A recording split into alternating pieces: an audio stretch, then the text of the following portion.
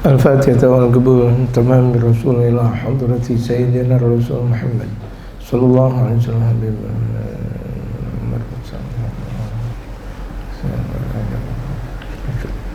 وينفرهم عن وإن تعلم تعليم والتذكر تذكير والنفع والانتفاع والإفادة والاستفادة والحث على التواصل وإلى حضرة النبي المصطفى محمد صلى الله عليه وآله وصحبه وسلم. الفاتحة. إن شاء الله.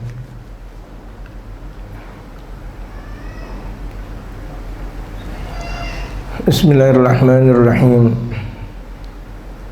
الحمد لله رب العالمين والصلاة والسلام على أشرف الأنبياء والمرسلين وعلى آله وصحبه أجمعين. أما بعد. وقد قال المؤلف رحمه الله تعالى وأدام النفع به وبعلومه في الدارين آمين. قال kajian kita dalam Nabawi TV kita kali ini di halaman 27 masih kitab Is'af Talibi Ridal Khallaq bi Bayani Makarimil Akhlaq. Salah satu karya dari guru mulia kita Sayyidina Al-Habib Umar bin Muhammad bin Salim bin Hafidh. Kita lanjutkan. Wa qad ra'ahu a'rabiyyun 'inda ruju'ihim min ghazwati Bani al-Mustaliq. Nabi SAW satu waktu pernah dilihat oleh A'rabi, orang-orang Arab padang pasir, 'inda ruju'ihim min ghazwati Bani al-Mustaliq, ketika kembalinya mereka dari perang Bani al-Mustaliq. Capek Nabi dan mereka para sahabat selesai perang dari Bani al-Mustaliq itu capek sekali. Kemudian di pertengahan jalan itu waga'alaga sayfahu bi syajaratin. Nabi SAW gantungkan pedangnya itu di satu pepohonan, ditaruh. Wa taraka sahabatu hadhihi syajarata. Kemudian mereka para sahabat meninggalkan pohon tersebut, mencari pohon yang lain, maksudnya biar Rasulullah tenang dan santai di bawah pohon tersebut sendiri. Jadi mereka masing-masing para sahabat nyari tempat-tempat yang lain. Li sa'atiha, karena memang luasnya pohon tersebut, rindang, kan adem tuh untuk Rasulullah tidur di bawah pohon. Baginda Rasulullah, Masya Allah, lihat tidur di bawah pohon, saking berhajatnya beliau untuk istirahat dan mereka para sahabat. Wadhilliha li Nabiillah sallallahu alaihi wasallam, dan perlindungannya pohon kepada baginda Nabi besar Muhammad sallallahu alaihi wasallam, lebih teduh, lebih nyaman. Wa tafarragu fi syajaril mutaba'id. Kemudian mereka para sahabat berpisah-pisah mencari pohon yang agak sedikit berjauhan, maksudnya wanamu, agar mereka pulas tidur. Biar Rasulullah tenang nyantai, mereka para sahabat mencari pohon-pohon yang agak sedikit berjauhan. Namanya orang habis perang, Masya Allah, luar biasa, capek, letihnya luar biasa. Terkadang kita kalau misalnya habis ziarah Wali Songo misalnya, tanpa ada henti, waduh, bagaimana keadaan? Keadaannya Masya Allah, bahkan seakan ketika mereka lagi pada tidur, ketika ziarah Wali Songo tanpa henti, terdengar suara angklung, klang klung klung klang klang klang klang klang. Oh, lagi tidurnya terdengar ini suara ini suara ini suara ini suara ini. Betul gak? Saking capeknya, Masya Allah. Sampai kalau misalnya ada orang yang bangun duluan udah nggak bisa tidur lagi. Kenapa? Saking terdengar suara luar biasa. Jadi musibah tuh kalau ada orang bangun duluan, udah musibah. Saking terdengar suaranya, capek. Ini apalagi habis perang. Gitu. Biarkan Rasulullah nyaman, tenang dalam tidur di bawah pohon tersebut. Mereka para sahabat mencari pohon yang lain. Akhirnya wanama tahta syajarati, akhirnya baginda Rasulullah tidur di bawah pohon yang sudah ditentukan. Akhirnya beliau gantungkan pedang di pohon tersebut. Fara'ul musyriku min a'lal jabali. Kemudian orang musyrik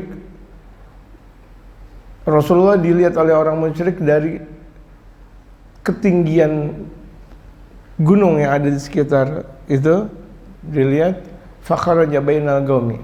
Kemudian orang musyrik tersebut keluar di antara komunitas kaum yang ada, hatta wasala ilaih, sampai kepada baginda Rasulullah. Rasulullah lagi tidur. Di sisinya ada pedang. Fakhtaratas sayfa, kemudian tuh orang musyrik langsung menghunus pedang. Udah siap.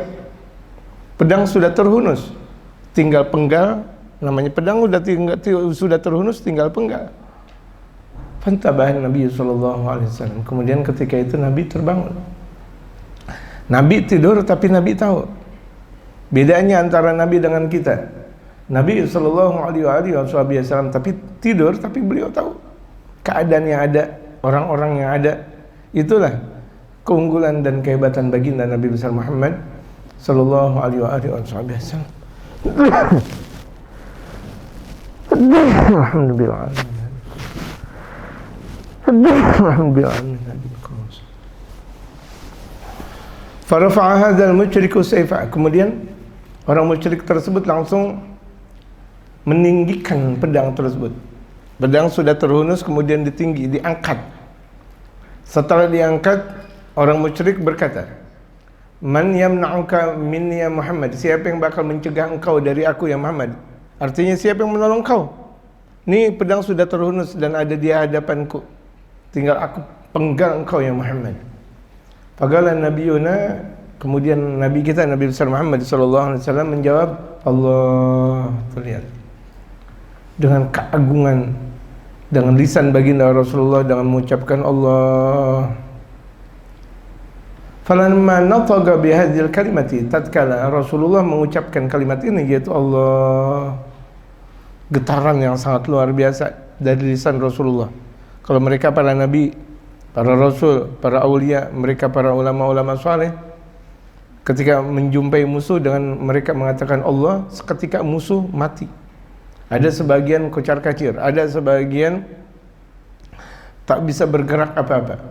Lihat kejadian peperangan Banten contohnya, oleh Pangeran Aryadila, anak dari salah satu Sultan Hasanuddin, dan bahkan beliau panglima besarnya Sultan Hasanuddin, Raja Islam pertama Banten. Beliau baru mengungkapkan Allah, 1000 company Belanda seketika mati. Allah, itu lihat. Tapi yang mengucapkan wali min awliyaillah, yang hatinya nyambung kepada Allah, hatinya nyambung kepada baginda Rasulullah sallallahu alaihi wasallam. Bagaimana ini adalah Rasulullah, pimpinan para nabi dan rasul, pimpinan dari segala-galanya, pimpinan Arab dan Ajam, pimpinan manusia, jin dan seluruhnya, itu baginda Rasul Muhammad sallallahu alaihi wasallam, Habibullah wa Habibur Rahman.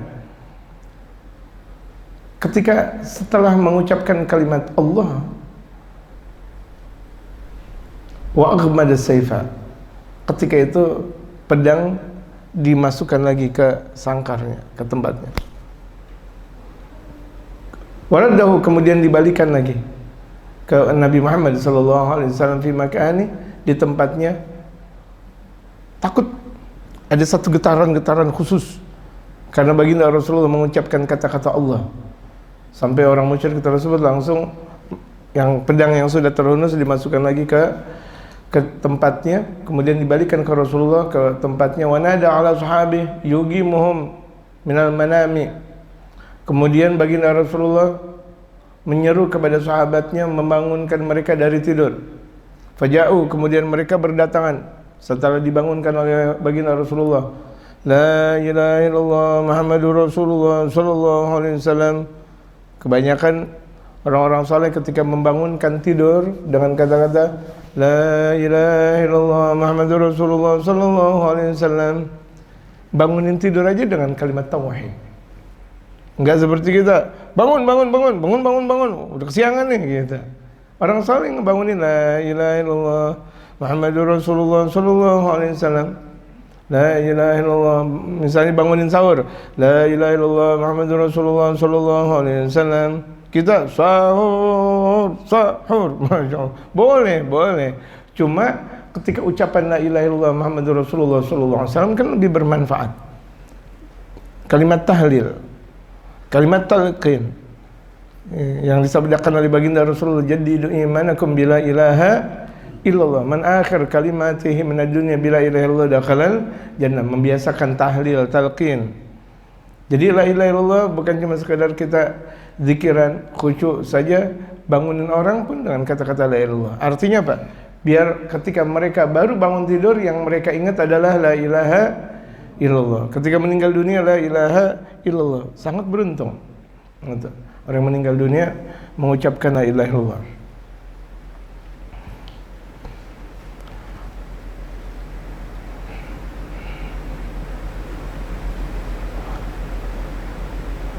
Falamma nataqa bihadzal kalimati, tatkala Rasulullah mengucapkan Allah, irta'adda qalbu dzalika ar-rajul, gemetar hati orang musyrik itu. Wasaqata sayf, ketika itu pedang terjatuh min yadi, dari tangannya, tergetar dari ucapan Allah yang diucapkan oleh baginda Rasulullah. Fahtamalan nabiyyu sayfa, kemudian Nabi akhirnya mengambil pedang tersebut, wagama, kemudian Nabi berdiri dari tidurnya, kemudian berdiri. Wagala wa man yamna'uka minnil an, akhirnya Rasulullah bersabda, siapa yang mencegah engkau dari aku sekarang? Fagala la ahad, tidak ada yang mencegah. Kun khaira akhid, jadilah engkau sebaik-baik orang yang mengambil. Artinya ambil dah ya Muhammad, ambil nih pedang, ambil. Aku enggak mampu dah. Gitu. Aku tidak mampu. Silakan ambil ya Muhammad, karena memang ini adalah pedang engkau. Qad afawtu anka, Rasulullah bersabda, aku sudah ampunin engkau. Aku sudah maafkan engkau.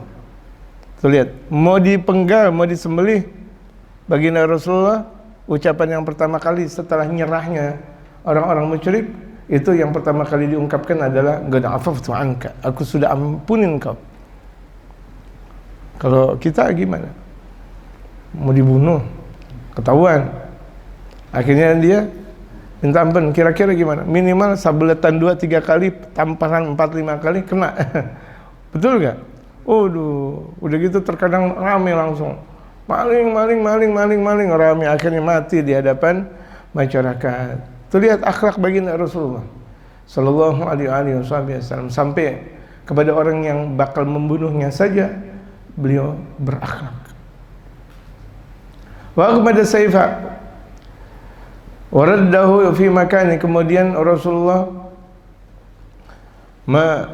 menaruh pedang di tempatnya dan mengembalikan di tempatnya. Wa nada ala sahabi, kemudian memanggil sahabatnya, yugimu, membangunkan mereka minal manam, dari tidur. Faja'u, kemudian mereka datang. Wal tafu haulahu, kemudian mereka langsung melingkari di hadapan Rasulullah, melingkari di sisi Rasulullah, karena di tengah-tengah Rasulullah dan orang musyrik. Wara'u hadzal a'rabi, kemudian mereka para sahabat melihat orang musyrik tersebut. Gala, inna hadza ja'ani wa ikhtarata sayfi wa qala man yamna'uka minni faqultu lahu Allah. Kemudian Rasulullah bersabda kepada mereka para sahabat, ini orang ini menghunus pedangku. Ketika menghunus pedangku, hendak memenggal kepalaku, kemudian dia berkata, man yamna'uka minni, siapa yang bakal mencegah engkau dari aku? Artinya siapa yang bakal menolong engkau dari aku? Faqultu, aku berkata, yaitu Rasulullah ini bersabda kepada sahabatnya, aku berkata kepada dia, Allah. Fasaqata sayfu, kemudian ketika itu terjatuhlah pedang min yadihi, dari tangannya. Fa'akhadtu, kemudian aku ambil. Faqultu, setelah aku ambil pedang, kemudian aku berkata kepadanya, man yamna'uka minni, siapa yang mencegah engkau dari aku? Artinya siapa yang bakal menolong engkau? Faqala la ahad, kemudian dia mengatakan tidak ada orang yang bakal menolong aku. Fa'afawtu anhu, akan aku ampuni dia, aku langsung ampuni dia. Itu kata Rasulullah. Fatawajjaha ila ashabihi, kemudian menengok kepada para sahabatnya, wa qala wallah ma yakunu hadza illa min nabi. Artinya tuh orang musyrik tersebut langsung menghadap kepada para sahabat-sahabat Rasulullah. Bukan Rasulullah yang menghadap, ini maksudnya orang musyrik tersebut menghadap ke sahabat Rasulullah sambil berkata, demi Allah, tidak ada yang mempunyai perangai ini kecuali Nabi. Akhirnya orang musyrik tahu, ini Nabi, bukan manusia biasa. Wallah ma yakuna hada illa min Nabi. Demi Allah, tidak ada yang mempunyai perangai seperti ini kecuali Nabi. Fasalam. Akhirnya itu orang musyrik masuk Islam. Allahu Akbar. Di bawah kesabaran, di agungnya kesabarannya Rasul, kebijakannya Rasul, bijak sekali. Orang yang membunuh tapi dimaafkan oleh Rasulullah. Sedikit pun tidak ditampar, sedikit pun tidak dimarahi. Yang ada ucapan dari Rasulullah, qad afautu anka. Aku sudah ampunin engkau. Aku sudah maafkan engkau. Fa'aslama. Akhirnya orang musyrik itu langsung masuk Islam. Indah sekali akhlak Rasulullah. Bijak. Sangat-sangat bijak, luar biasa. Yang beliau mengajarkan kepada kita di mana dan kapanpun berada dengan satu kebijakan. Wada'a ashabahu ilal Islam bi khuluqin Nabi sallallahu alaihi wasallam. Akhirnya orang musyrik tersebut mengajak sahabat-sahabatnya masuk Islam. Mengajak tuh ketika berada di pegunungan, mengajak sahabat-sahabatnya untuk masuk Islam bi khuluqin Nabi sallallahu alaihi wasallam, dengan akhlak Nabi sallallahu alaihi wasallam. Lihat keberkahan akhlak Nabi. Lihat keberkahan akhlak Nabi Muhammad sallallahu alaihi wasallam. Di zaman-zaman dahulu orang-orang masuk Islam karena melihat akhlak mereka, para keluarga, para sahabat, para tabi'in, para tabi'in. Mereka para aulia Allah. Itu yang mereka lihat, akhirnya mereka masuk Islam. Tapi di zaman sekarang banyak sekali mereka orang-orang kafir masuk Islam, tapi bukan karena lewat landasan akhlak, tapi lewat apa? Lewat kajian mereka mengaji, akhirnya baru masuk Islam. Akhirnya mereka membaca Islam dengan indahnya, akhirnya baru masuk Islam. Jarang dijumpai akhlak. Padahal akhlak tersebut sanad dari Rasulullah, yang seharusnya yang mengikuti akhlaknya Rasulullah adalah umatnya. Tapi mana akhlak? Aina akhlak? Innamal umamul akhlaqu ma bagiyat fa innahum wa dhahabat akhlaquhum dhahabu, sebagaimana dikatakan oleh pencair yang sangat ulung yaitu Imam Syauqi. Ya'ti khuluqul hilmi bitta'awudi alaih. Datang akhlak bijak itu dengan membiasakan. Biasakan kita berakhlak bijak kepada anak, bijak kepada istri, bijak kepada keluarga. Enggak satu masalah kemudian dijadikan masalah besar. Itu tidak berakhlak. Dan itu bukan orang-orang yang bijak. Ada satu masalah kemudian dibesarkan masalah. Kalau perlu ada masalah, dimatikan tuh masalah, dihilangkan masalah. Masalah besar dikecilkan. Ada masalah ditiadakan. Itu orang yang berakhlak. Dan itu orang yang mempunyai kebijakan tinggi. Bijaknya tinggi. Orang, Masya Allah, sama kita minta maaf, kita bilang nggak ada masalah itu, Mak. Padahal mah, Masya Allah, masalahnya besar. Menyamun kita, menyantet kita, mengambil harta ini dan besar dosanya. Apa dengan ungkapan yang enak dari kita? Enggak ada masalah, Allah ampunin, ana maafin ente, ana maafin. Itu luar biasa. Itu luar biasa. Itulah akhlak yang sudah dilakukan oleh baginda Rasul Muhammad sallallahu alaihi wasallam dan diajarkan buat kita. Qala sallallahu alaihi wasallam, Nabi sallallahu alaihi wasallam bersabda, innamal ilmu bita'allum. Hanya saja ilmu dengan belajar. Ada orang mau mendapatkan ilmu, mendapatkan rezekinya ilmu, berkahnya ilmu, keberkahan ilmu, manfaat ilmu dengan belajar. Belajar, ngaji, capek, ikhlas. Dimulai dari masa-masa kecil belajar. Diajarkan anak-anak kita untuk asik dalam belajar, untuk biar nikmat dalam belajar. Pusing dikit kasih tahu, kuatin nah. Boring sedikit, malas sedikit, ayo ngaji, ayo bismillah, kuat. Gitu. Diajarkan agar mereka bisa ngaji karena orang mendapatkan ilmu dengan waktu yang panjang. Kalau saja dari satu proses untuk dapat ilmu dengan waktu yang panjang 30 tahunan misalnya, emang kita nggak sayang sama ulama? Jadi santri aja 30 tahun. Mau belaga kita benci sama ulama. Mau belaga kita benci sama mereka para aulia Allah. Ngajinya aja panjang mereka. di majelis atau di pesantren lama, yang lainnya main motor, yang lainnya main mobil, yang lainnya kesana di sini, ini ngaji. Baru satu proses. Bagaimana proses yang lainnya dan lainnya? Kalau kita ngelihat bahwa mereka, proses mereka ngajinya aja lama, seharusnya kita mempunyai rasa cinta dan sayang kepada mereka para ulama. Ya, karena ilmu tidak bakal datang dengan seketika, datang dengan proses. Disabdakan oleh baginda Rasulullah, innamal ilmu bitta'allumi, ilmu dengan belajar. Wa innamal hilmu bittahallum, ilmu kebijakan, bijaksana itu didapati dengan belajar untuk menjadi orang bijak. Bagaimana kita belajar menjadi orang bijak? Belajar bijak, betul, sebijak-bijaknya. Bagaimana kita setiap hari untuk menggembirakan hati setiap muslim, biar hati muslim gembira aja lah. Ada orang jualan gak laku-laku, belinya kita bukan karena enak atau gurih atau kita suka, tapi karena kesian. Beli. Ada aki-aki, ada nenek-nenek jualan, ya Allah kesian banget, beli gitu, beli. Dan rahmah, dan itu melahirkan satu kebijakan. Kalau misalnya kita mempunyai proses akhlak mulai seperti itu. Ada orang yang tidak mampu, kasih, walaupun menurut keadaan kita, mau 2.000, mau 3.000, mau 5.000, mau 10.000, itu kan menurut keadaan kita. Kita punya banyak ya, berarti kita kasih banyak. Kita punya dikit, kita kasih dikit. Belajar menjadi orang bijak. Ada orang punya salah, kita maafkan sebelum dia minta maaf. Bisa gak nih kira-kira ada orang salah sama kita udah maafkan dalam diri kita. Biarin dia pada mau ngaji di mana, kayak nggak ada masalah. Nggak ada masalah. Dan seseorang nggak boleh mempunyai pemahaman, oh mereka harus ngaji sama saya. Oh salah. Biarkan mereka, orang mau ngaji di mana, mau di mana, nggak ada masalah. Mau berhenti ngaji ini dari kita, nggak ada masalah.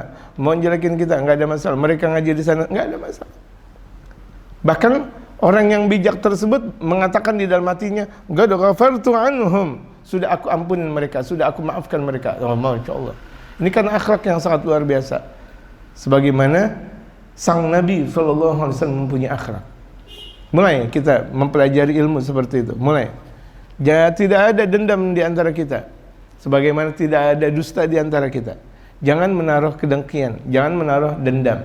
Orang kalau mempunyai perasaan dendam saja, nggak bakal melahirkan satu kebijakan, mustahil. Nggak bakal dia menjadi orang soleh, mustahil kalau dia mempunyai dendam. Jangan ada dendam, jangan ada dusta, jangan ada kebencian.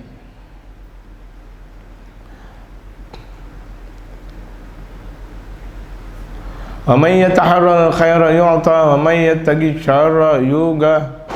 Barang siapa yang sudah diperlihatkan kebaikan dikasih, artinya ada kebaikan diberi. Kita ambil kebaikan kemudian beri kebaikan tersebut kepada orang dengan panjangnya hadis yang diungkapkan oleh baginda Rasulullah. Wa may yattaqi syarra, barang siapa yang takut keburukan yuga, hati-hati. Takut akan keburukan, ada keburukan sana dan sini, hati-hati. Hati-hati, betul, hati-hati. Jangan malah sengaja-ngaja mendekatkan keburukan. Di sini tempat orang berbuat fitnah.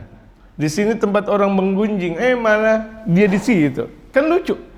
Kalau di situ tempat orang menggunjing, di situ tempat orang membuat fitnah, jangan deketin. Dan orangnya pun jangan kita deketin. Hatta zaman sekarang dikatakan ulama, SMS aja nggak perlu. Paling assalamualaikum, waalaikumsalam. Ibaratnya say SMS. Cuma sekedar ucapan SMS saja. Ibarat kalau misalnya dalam berjumpa, say hello saja. Assalamualaikum, waalaikumsalam. Udah. Kenapa? Itu tempat murkanya Allah Subhanahu wa taala. Orang yang sering menggunjing, orang yang sering membuat fitnah, orang yang mengadili orang, apalagi menghukum orang dengan salahnya, hatta dia bergaul dengan ulama, hatta dia bergaul dengan habaib, hatta dia bergaul dengan siapapun, itu tempat laknatnya Allah Subhanahu wa taala. Hati-hati. Menjauh kita dari mereka. Karena teman yang buruk itu bakal membawakan keburukan selama-lamanya. Sebagaimana teman yang baik bakal mendapatkan kebaikan selama-lamanya. Barang siapa duduk dengan orang-orang yang baik, dia bakal menjadi baik sebagaimana yang telah dikatakan oleh Syekh Abu Bakar bin Salim. Tapi orang yang duduk dengan orang-orang yang buruk bakal mendapatkan laknat sebagaimana yang telah dikatakan oleh Syekh Abu Bakar bin Salim. Apakah kita tidak pernah tahu dengan magalah Syekh Abu Bakar bin Salim tersebut yang sangat terkenal, yang sering diungkapkan oleh Kita punya guru Al-Habib Umar bin Muhammad bin Salim bin Hafiz. Lihat, orang yang sering duduk sama orang yang buruk akhlaknya, sering yang mempunyai sifat dendam, yang omongannya tidak benar, Masya Allah, yang menghasut, yang menggunjing, jangan deketin. Hatta itu adalah majelis. Kok majelis ada tempat menggunjing? Hatta itu adalah majelis, berarti hakikat laknat. Hatta dia di pasar tapi mereka ngaji, berarti adalah hakikat rahmat. Di mana tidak ada maksiat, berarti itu adalah hakikat rahmah kita. Kita ngajak anak, misalnya anak ngantuk, ya nah, kalau perlu kasih tahu, selesai ngaji mau sepeda gak? Tapi kalau udah gitu jangan janji doang, beri sepeda, kasih sepeda, gitu, kasih, putar-putar, kasih, iya, kasih, gitu. Kalau enggak ya permen. Masya Allah, rendah. Tapi kan alhamdulillah, itu amalan ulama saleh. Kalau ketemu sama anak kecil selalu ngasih permen, ya, kasih permen. Atau apa yang seumpama dengan permen? Kopi robusta, kopi arabica, kopi Indonesia super power, gitu. Kopi kopi tarim, kopi al-alawi al-gahwah misalnya, Masya Allah, kasih. Iya, al-alawi al-gahwah, kasih, Masya Allah, kasih. Kemahalan, nggak ada kata mahal di sisi Allah. Allah bakal ganti. Ngasih 1 dikasih 1 juta. Siapa yang bisa berniaga kayak gitu? Kita berniaga sama Allah, kita berniaga sama Allah. Bayangkan kita kasih kembang, tuh kembang bisa berlahir kembang, bisa banyak. Ada misal ada 4 kembang, kita kasih untuk kemaslahatan majelis misal. Masya Allah, ada lagi. Itu kan Masya Allah, luar biasa. Allah berikan keberkahan, amin. Siapa yang banyak bersedekah, banyak juga jalan keluarnya. Nggak usah khawatir. Banyak bersedekah dengan banyak. Nah, orang yang bijak ketika bersedekah nggak ngelihat. Orang bersedekah dengan banyak nggak ngelihat. Paham nggak?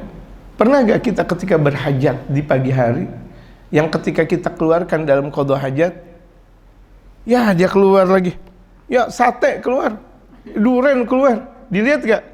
Kalau perlu tutup mulut,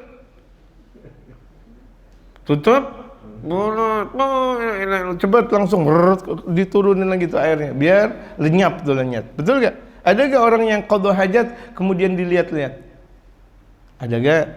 Walaupun itu duren, habis makan yang paling enak, nasi mandi, nasi apa semuanya, Masya Allah. Nah, orang bijak begitu juga, habis melakukan kebaikan gak dilihat lagi, bahkan lupa, gitu. Kebaikan orang yang dilakukan buat dia ingat, tapi kebaikan dia yang dilakukan buat orang dia lupa. Emang Anda ngelakuin kebaikan sama ente? Anda lupa. Emang Anda ngasih duit sama ente? Anda lupa. Tapi ketika orang ngasih kebaikan dan duit dan sebagainya sama dia ingat, oh ente dulu yang ngasih duit sama anak, ente dulu yang nolongin anak. Tuh, itu orang yang bijak. Bisa gak? Yang ada kita ngingetin kebaikan kita di hadapan orang. Ya Allah, berarti belum bijak. Fidza ta'allama, kalau misalnya seseorang udah mau belajar, kata Rasulullah, sara aliman. Kata Habib Umar, maksud saya menukil dari sabda Rasulullah yang innamal ilmu bita'allum. Ini Al-Habib Umar berkata, fidza ta'allama, kalau orang berproses belajar, sara aliman, jadi ulama. Karena dia sudah mau berproses belajar. Ba'da'an kana jahilan, setelah dia menjadi orang bodoh, fakadzalika yusirul ghadabu haliman, bisa jadi demikian juga orang yang murka, orang yang marah. Tapi dia belajar menjadi orang bijak. Asalnya sih pemarah. Tapi karena memang tersentuh hatinya untuk kalau ada orang marah dia diam udah, mulai. Kalau ada orang marah dia nggak mau nanggapin, mulai perlahan. Kalau dia mau marah lagi dia berwudu. Dia mau marah lagi, dia ngeliat kaca, dia mau marah lagi, dia istighfar, dia mau marah lagi, dia duduk contohnya. dia mengikuti sunnah Rasulullah sallallahu alaihi wasallam. Kalau begitu jadinya fakadzalika yasiru ghadhabu haliman. Begitu juga orang yang pemarah bisa menjadi bijak. Kalau dia mau belajar bijak. Idza jahada nafsuhu, ketika dia mulai bersungguh-sungguh akan dirinya menjadi orang bijak. Wa khalafa ghadabahu, dan dia mulai menyalahkan, artinya berselisih dari marahnya. Wa muqtada, dan hukum marahnya dia udah tinggalkan. Wa qadama ghadha, dan dia tinggalkan rasa murkanya. Dia udah enggak mengatakan keburukan sama orang. Enggak mau jelek-jelekin orang. Udah enggak dendam sama orang. Enggak mau berkata serapah ke orang. Jadi bijak dia. Tadinya mah dia kata serapahnya sama orang luar biasa, bencinya sama orang luar biasa. Tapi kalau misalnya dia bersungguh-sungguh untuk menghilangkan sifat seperti itu, dia bakal menjadi orang bijak. Berproses. Setahunkah? Bisa. 2 tahunkah? Bisa. 3 tahun? Bisa, insya Allah. Qala ta'ala, Allah subhanahu wa ta'ala berfirman, wal kadhimin al-ghaidha wal 'afina 'anil nas wallahu yuhibbul muhsinin. Wal kadhimin al-ghaidha wal 'afina 'anil nas wallahu yuhibbul muhsinin. Ini intinya diajarkan oleh Al-Habib Umar bagaimana kita bisa menghindari dan merubah sifat marah menjadi pemaaf, dan menjadi dia pemaaf kepada siapa saja, hatta orang yang sudah melukai hatinya, dia maafkan orang. Niscaya Allah bakal selalu cinta kepada orang yang melakukan kebaikan, karena itu di antara macam kebaikan kita memaafkan orang. Dan orang memaafkan itu bukan perkara yang mudah. Keluarganya auratnya dibuka-buka, artinya kesalahannya dibuka di mata umum, dibully, difitnah, digonjang anjing, dia pula dengan mudahnya dimaafin. Dengan mudahnya tuh orang yang melakukan kejahatan tersebut dimaafkan. Ini kan luar biasa, perkara luhur. Al-Imam Muhammad bin Abdullah Al-Haddar, mertua berikut gurunya Al-Habib Umar, lagi dakwah diludahin, cok diludahin. Beliau nggak marah, malah beliau yang satu kena ludah, yang satu belum, semuanya diusap biar kena ludah orang tersebut. Beliau mengatakan berkah, karena ludah orang beriman adalah berkah. Kita diludahin gimana kira-kira? Kita diludahin, berat banget kita. Seenggak-enggaknya muka kita yang tadinya santai menjadi garang. Diludahin. Beliau masuk masjid. Baru ketika beliau masuk masjid, ya saya maafkan dia. Tapi ketika itu Al-Habib Muhammad bin Abdullah Al-Haddar nangis. Ya Allah, kenapa ketika aku masuk masjid aku maafkan dia? Kenapa enggak dari tadi ketika dia ngeludahin aku sudah maafkan dia? Allahu Akbar. Kenapa enggak ketika dia ngeludahin aku maafkan dia? Masa aku baru masuk masjid aku maafkan dia? Kalau kita entar ada waktu mainnya sama dia. Kapan dia kesini nih? Lihat nih. Kapan nanti sendiri? Gitu. Oh, ya Allah. Berarti dendam dong. Bagaimana mau disebut dengan bijak? Dendam. Karena orang dendam bukan orang yang bijak, bukan orang baik. Ya Allah. Tuh lihat. Itu akhlak guru-guru kita. Akhlak guru-guru kita. Kita bicara ulama dan para wali yang lain memang luar biasa, dan ini ada di dalam kepribadian guru-guru kita. Alhamdulillah. Artinya sanad kita dengan mereka nyambung, dan itulah akhlak mereka. Akhlak Nabi ada di dalam kehidupan mereka. Allahu Akbar.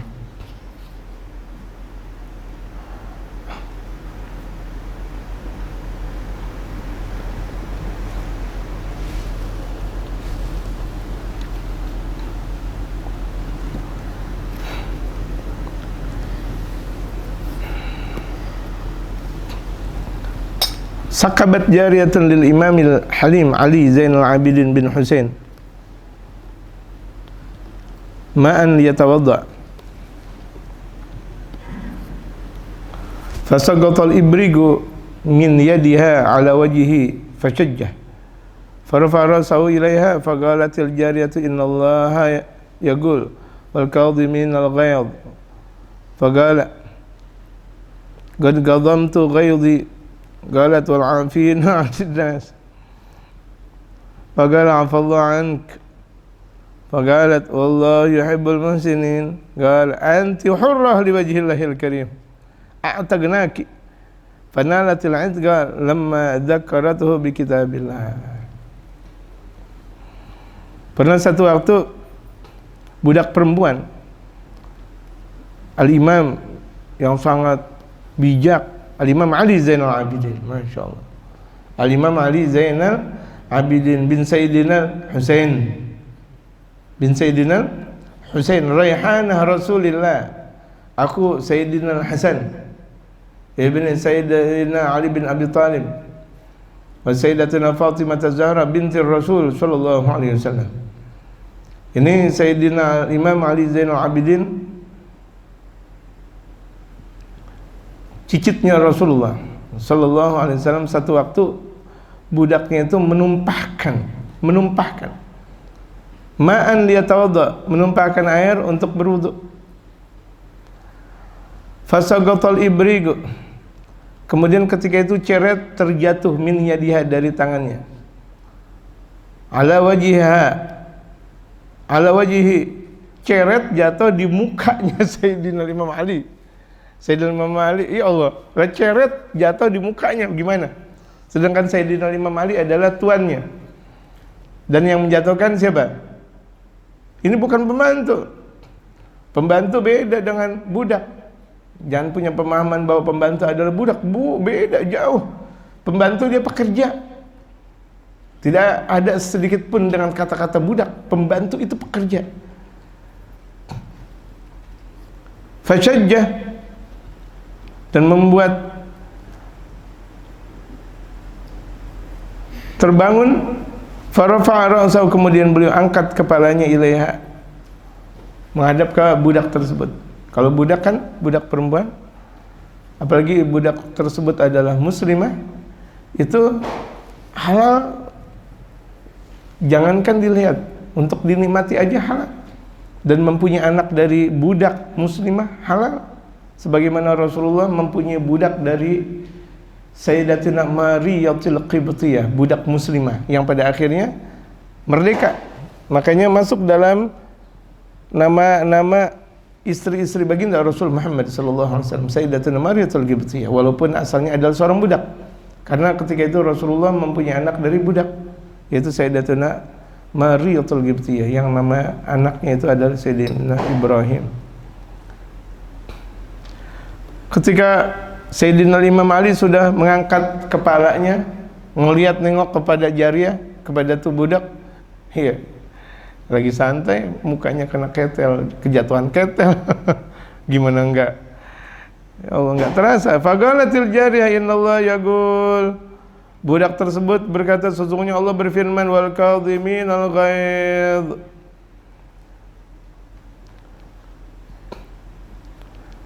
dan orang-orang yang marah. Faqala, kemudian akhirnya Sayyidina Imam Ali Zainal Abidin berkata, qad qadamtu ghayzi, aku sudah sangat marah. Ngikutin firman Rasulullah. Galat, akhirnya sang budak berkata lagi lewat firman Allah, nerusin, wal 'afina 'anil nas, dan orang-orang yang memaafkan manusia. Ini sindiran berikut nasihat.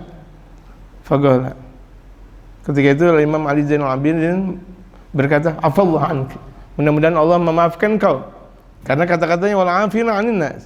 Faqalat, kemudian sang budak berkata lagi, wallahu yuhibbul muhsinin, dan Allah cinta kepada orang melakukan kebaikan. Akhirnya Sayyidina Imam Ali langsung berkata, anti hurrah, kalau begitu jadinya engkau merdeka. Engkau merdeka. Liwajhillahil karim, karena Allah yang maha mulia. A'tagnak, aku bebaskan engkau. Allah Akbar, pemaaf, bijak. Budak yang tadinya salah malah dimaafkan dan malah dimerdekakan. Kenapa? Di sini dikatakan oleh Habib Umar, fanalatil idqa, budak tersebut mendapatkan kebebasan, bukan budak lagi.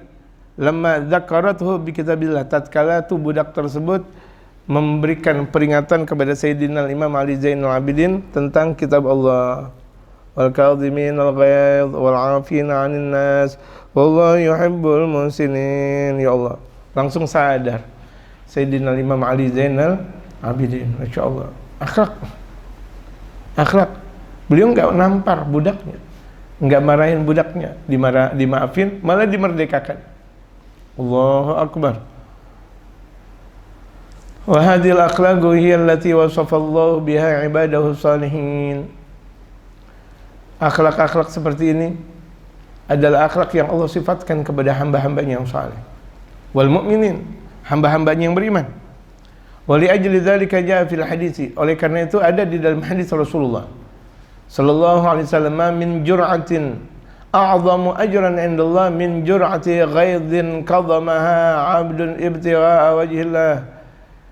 Tidak ada tegukan yang lebih istimewa pahalanya di sisi Allah daripada satu tegukan kemarahan, orang yang membuat marah, orang yang membuat marah oleh seorang hamba, yang kemudian marah tersebut dimaafkan, marah tersebut dimaafkan, orang yang marah-marah dimaafkan, ibtigha wajhillah, mengharap Allah.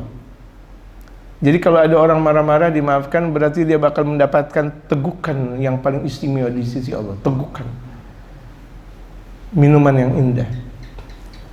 Seakan Allah berfirman, kul min thimaril jannah, makanlah engkau dari buah-buah surga. Waqtasil min ma'is salsabil, mandilah engkau dari air-air salsabil. Dari air salsabil, nanti di dalam surganya Allah Subhanahu wa taala, salsabila.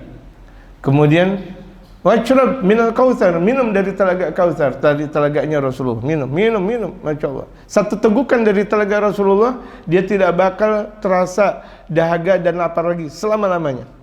Bagaimana kalau misalnya dia masuk ke dalam surganya Allah Subhanahu wa taala? Itu satu tegukan. Jadi enggak gampang memaafkan orang. Enggak gampang memaafkan orang, tapi harus kita mempunyai akhlak seperti itu. Orang udah benci sama kita, orang udah berpaling sama kita, orang udah jahat sama kita, orang mengkhianati kita, memfitnah kita, kita maafin. Itu enggak gampang, sungguh tidak gampang. Tapi kita harus berproses dari sabda Rasulullah tadi itu. Kalau kita mau menjadi orang-orang benar, jangan kita berada di dalam satu keterpurukan, akhlak pendendam. Bukan akhlak Rasul. Ngaji si pendendam, gak dapat ngaji. Ngaji si pendendam, gak dapat ngaji. Dendam sama sesama. Dikatakan oleh Habib Umar, dendam kepada sesama merontokkan keilmuan. Dendam kepada sesama. Dia pernah diinjak. Kapan nih saya nginjak dia lagi? Astagfirullah. Kalau temennya nginjak gak sengaja, dia malah dendam sama sesama, apalagi sama sesama yang pernah ngaji. Dia dendam. Oh, saya kesenggol, nanti saya bakal senggol. Lah dia nyenggol juga nggak sengaja. Bagaimana dendam sama orang soleh? Bagaimana dendam sama gurunya? Dendam sama gurunya, hatta dia belajar 1000 tahun sama siapapun, sama wali kutub sekalipun, kata Habib Umar, nggak bakal diterima ngajinya. Dia dendam sama guru, dia berburuk sangka sama guru, dia memfitnah guru, benci sama guru, hawanya sama guru, benci aja. Gue benci banget. Tidak ada yang kata-kata ana cinta guru, tapi guru dibiarkan begitu saja, nggak pernah ada. Bohong, dusta, pendusta, al-kadzabun, pendusta. Dikatakan oleh Habib Umar, orang yang mengatakan cinta kepada guru tapi dibiarkan guru begitu saja, pendusta. Hatta dia mengatakan demi Allah yang salah, dia harus bayar kifarat tuh kalau begitu jadi. Gitu. Jadi model seperti itu gimana? Maafin. Gak boleh kita dendam, gak boleh. Hada ahab jur'atin ilallah ta'ala yatajarru ahal mu'min. Ini adalah secinta-cintanya Allah Subhanahu wa taala, secinta-cinta akhlak jur'ah, teguhkan keindahan di sisi Allah yang diteguk oleh orang-orang yang beriman. Jadi teguhkan keindahan ini dia. Ya, teguhkan keindahan ini adalah dia. Bagaimana sih kalau misalnya kita baru buka puasa?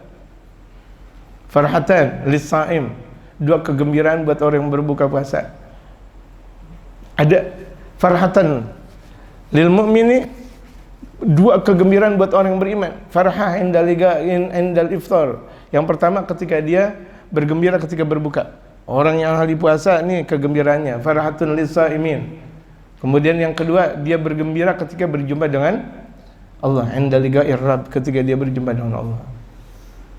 Hatta innahu jaa fil hadis, sampai datang dalam hadis Rasulullah, man qadhama ghaidhan wa huwa yaqdiru ala infadhihi mala Allahu qalbahu amnan wa imanan. Barang siapa memaafkan orang yang udah buruk sama dia, orang udah jelekin dia, udah menggunjing dia, memfitnah dia, habis namanya dia di mana-mana seantero dunia dirusak.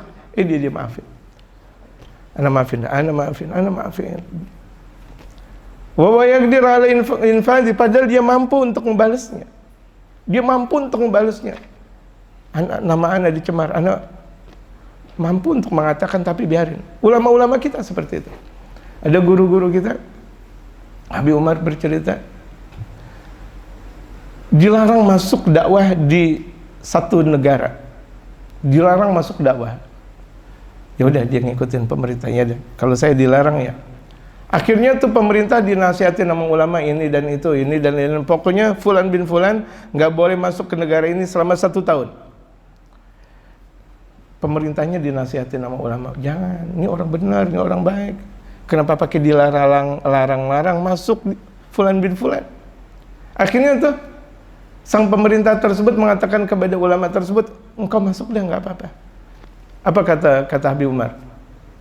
Kata Habib Umar bercerita tentang orang soleh tersebut, jangan dah. Kan Pak Presiden melarang saya 1 tahun. Ya udah, 1 tahun saya nggak bakal ke negara Bapak. Enggak, silakan tafadhol. Enggak.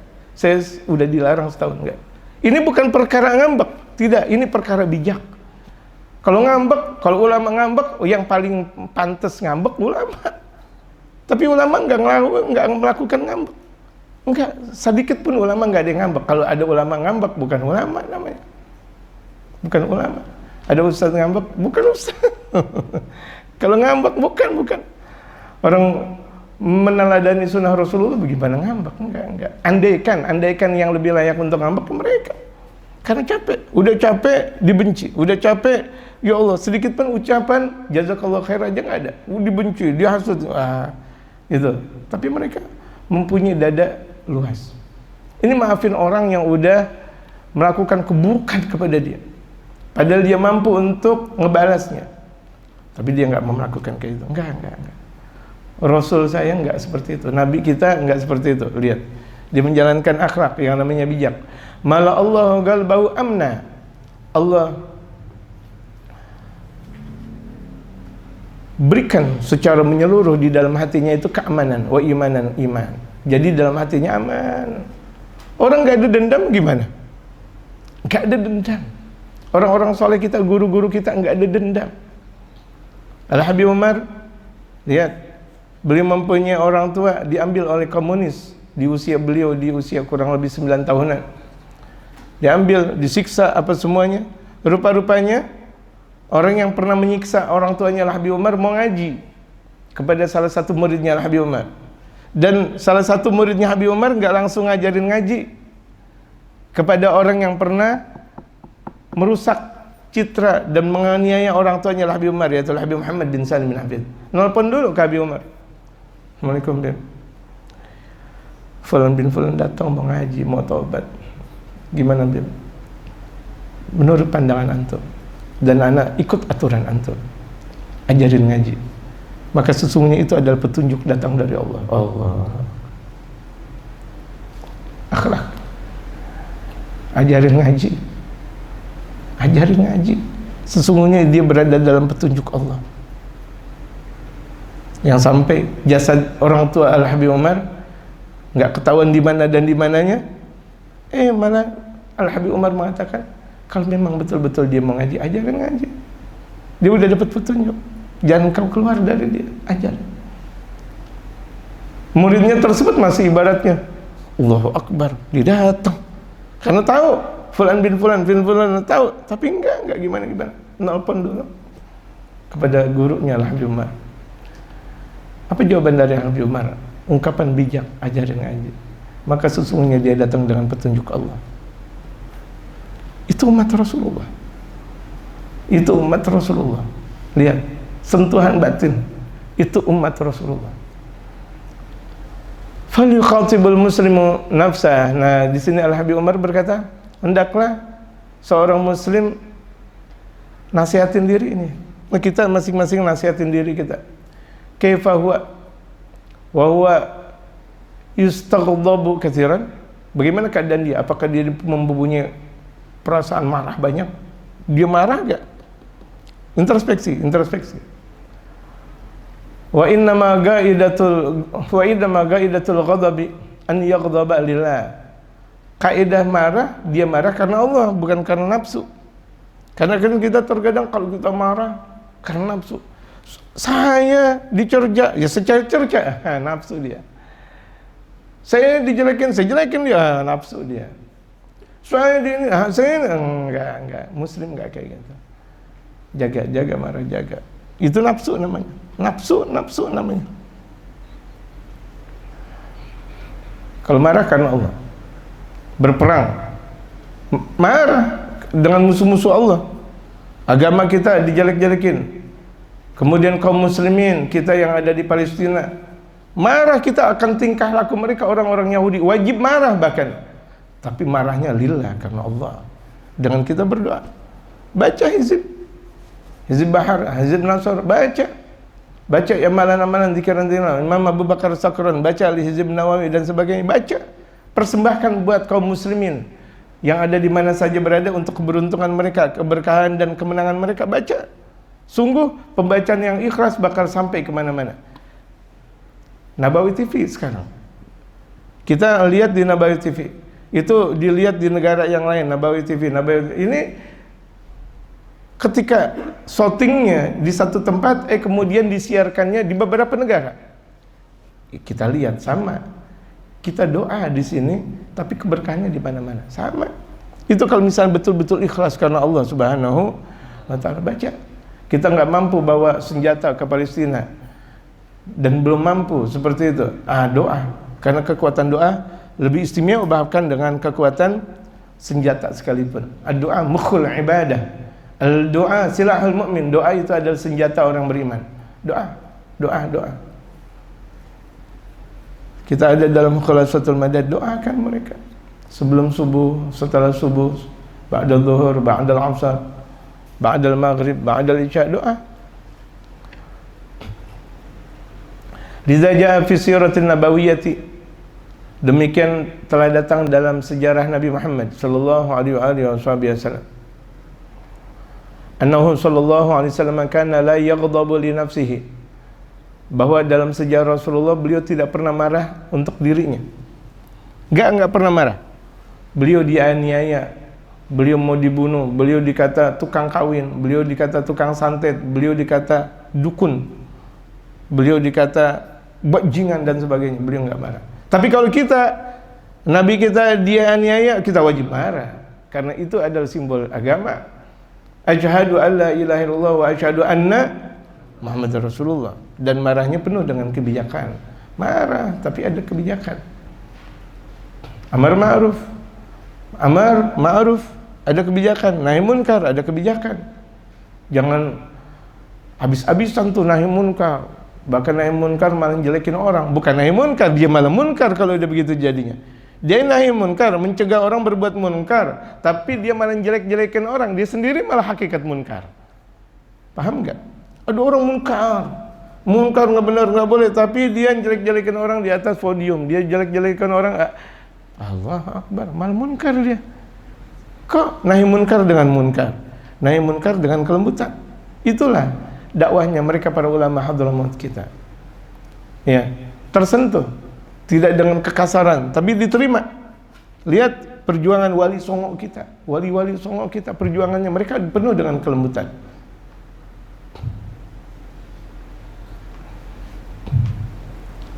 Fa idza ghadiba lillah, jika beliau marah, yaitu Rasulullah marah, beliau marah karena Allah. Lam yagum ahadun li ghadabi, tidak ada seseorang marah seperti marahnya Rasulullah. Wa ya'fu 'anil dzambi, mengampuni, memaafkan dosa orang. Orang berbuat salah Rasulullah minta maaf, Rasulullah maafin. Idza kana fi haqqihi wa sababihi, kalau berbicara tentang hak Rasulullah dan sebabnya Rasulullah, fa idza udhi'a haqqullah, kalau sudah disia-siakan haknya Allah, lam yagum ahadun li ghadabihi, tidak ada seseorang yang menempati posisi marahnya Rasulullah. Rasulullah marah betul kalau syariat Allah dirusak.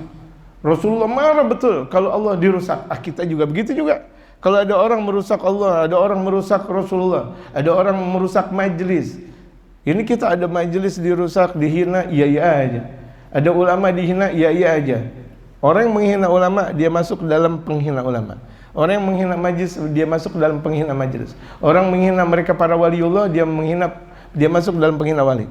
Jangankan menghina para wali, para ulama, dia menghina sesama muslim saja, dia lebih parah dosanya daripada menghancurkan Ka'batullah. Dia menyakiti hati seorang muslim. Man kassara qalbal mu'min, barang siapa yang menyakiti hati orang mukmin sampai pecah hati orang mukmin, dosanya lebih berat daripada dia menghancurkan Ka'bah. Bagaimana dia menghancurkan hati mereka para kaum salihin? Gurunya sendiri lagi dihancurkan. Hatta dia ngaji di atas Ka'bah sama wali kutub sekalipun gak diterima, kata Habib Umar. Ngaji di atas Ka'bah. Coba lihat, mana orang yang ngaji, yang pernah dulu jelekin guru-gurunya, hatta dia ngaji sama siapapun berkah gak? Gak ada yang berkah. Zohirnya doang kelihatan, batinnya enggak. Apakah guru saya salah berkata seperti itu? Ucapan tersebut dikatakan oleh gurunya lagi, Al-Habib Abdul Qadir. Dan ucapan tersebut sampai kepada mereka, para pembesar, para aulia Allah, dan sambung kepada sanad kepada baginda Rasulullah. Sungguh tidak dijumpai. Sungguh tidak dijumpai. Kita baca dalam kitab Syekh Abdul Qadir Al-Jailani, masih bisa orang berbuat taubat kalau dia bersalah sama orang tuanya. Hatta orang tuanya udah meninggal dunia, dia lari ke kuburan, minta maaf, dimaafin. Tapi kalau sama guru, apalagi kalau guru udah meninggal dunia, inqata', terputus. Mudabdab, la dunia wala akhirat, la kanan wala kiri. Enggak dapat berkah, enggak dapat rahmah. Udah kehidupan begitu. Pandangan orang hebat, pandangan orang luar biasa, tapi pandangan Allah sungguh, bagaimana Rasulullah bakal memberikan syafaat gitu, kecuali orang yang diberikan kemurahan rezeki oleh Allah Subhanahu wa taala untuk bertobat dan meminta maaf. Dan kita nih dalam kajian seperti ini, artinya jauhkan kita dari penyakit-penyakit seperti itu, jamaah sekalian. Terjauhkan. Karena kalau kita masih punya prasangka jengkel, apalagi si dendam, nggak ada manfaatnya ngaji. Nggak ada manfaatnya ngaji. Ngaji cuma sekedar simbol saja, tapi nggak ada manfaatnya ngaji. Gitu. Karena waktunya sudah tiba. Sebenarnya masih ada yang terungkap, tapi harus kita selesaikan. Kita masuk nanti dalam episode berikutnya lagi. Fatihul Qabul Tamam bi Rasulillah hadrati Sayyidina Rasul Muhammad sallallahu alaihi wasallam. Al-Fatihah.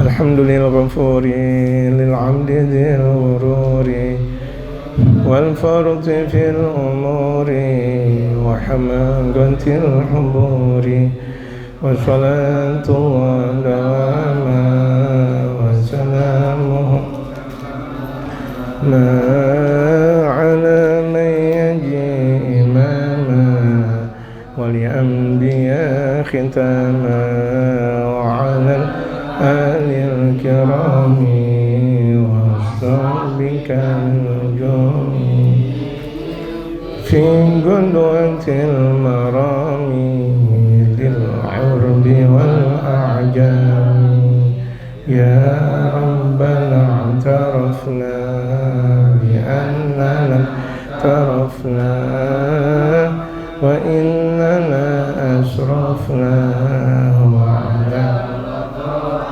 اعترفنا فتب علينا توبة تغسل كل حوبة والمسلمين أجمعين ربي أسمع فضلا وجودا منا لا باكتساب منا بالمصطفى الرسول لحظة